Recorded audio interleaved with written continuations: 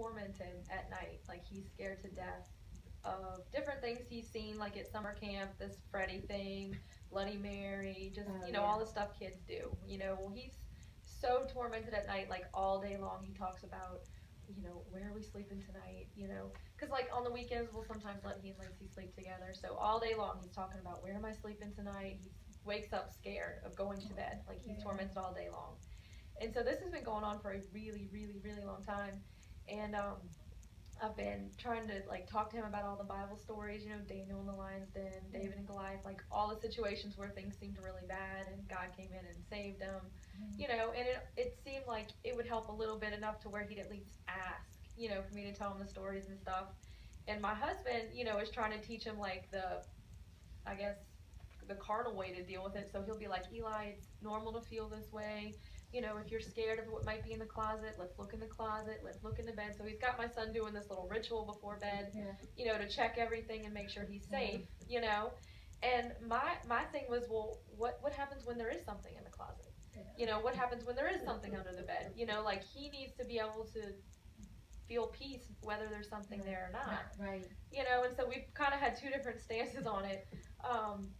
But I guess it's been just like getting worse and worse and worse and worse, And so I was talking to her about it last week, and she was like, and I guess I was getting to a point where I was almost at a breaking point, It's like, what do I do to help this kid?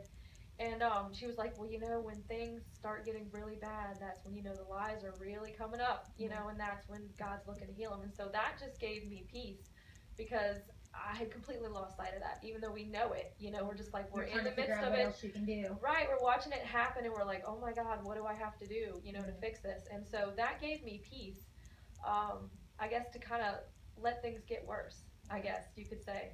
And so Sunday night I was in the bathtub, and Eli comes in the bathroom, and he just sits on the bathroom floor, and he's just, crying and crying, Mom, I can't sleep in my room tonight, and he's beside himself, and he's just like, he says, I want to die.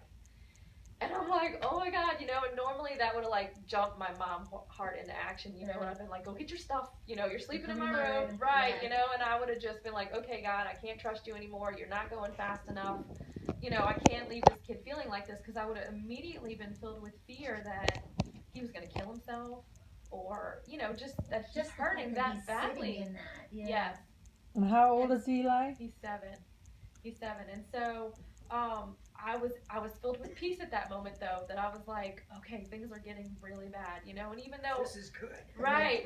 Even though it really scared me that he said that, I was able to, I like, just, God quickened me to what she had said, just, it's coming up, and so we just kept talking, and he said, there were several different things that he said, he said, I don't think I can trust God, I can't see him, and so I just said, well, why don't we ask God, if you can trust him? And so I said, and he said, okay. And so I said, God, can Eli trust you?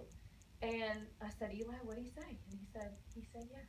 Oh. And I said, okay, well, you might not be able to see him, but he's obviously talking to you. So he, and so there were several things. He said that he, I said, how about we ask God if you need to be scared? So we asked God that, and he said no, and so he said, well, I'm still really scared about Bloody Mary. Then I said, well, let's ask God about it, So I said, God, is Bloody Mary real? And I said, what did he say? And he said no.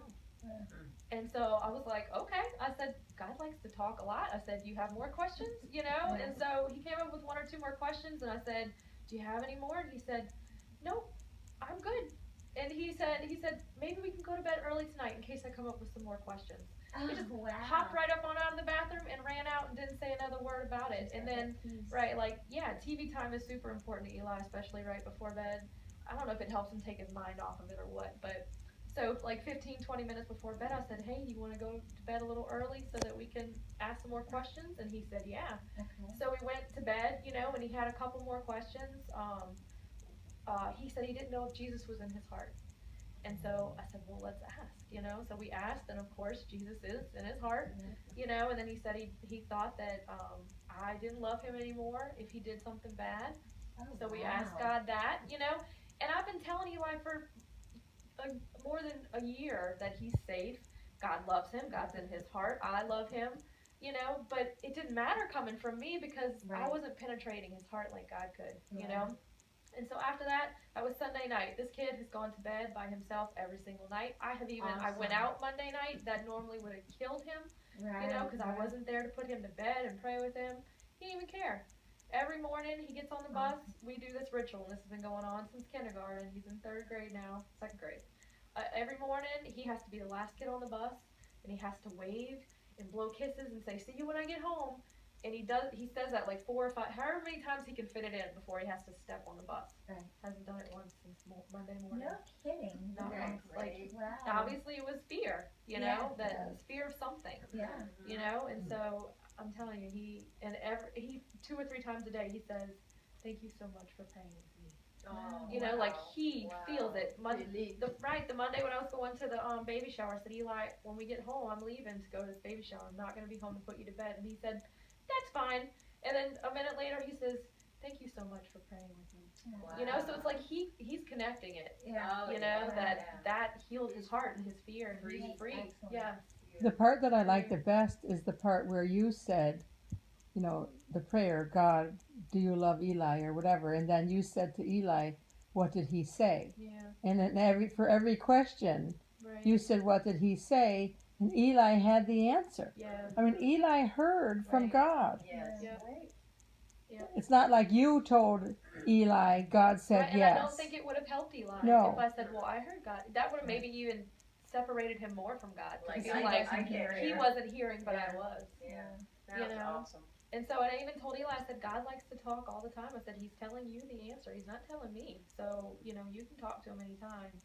And so he just had so much peace in that, and it's just dramatically changed his kid's life. Isn't that something? Mhm. Wow. You know, the only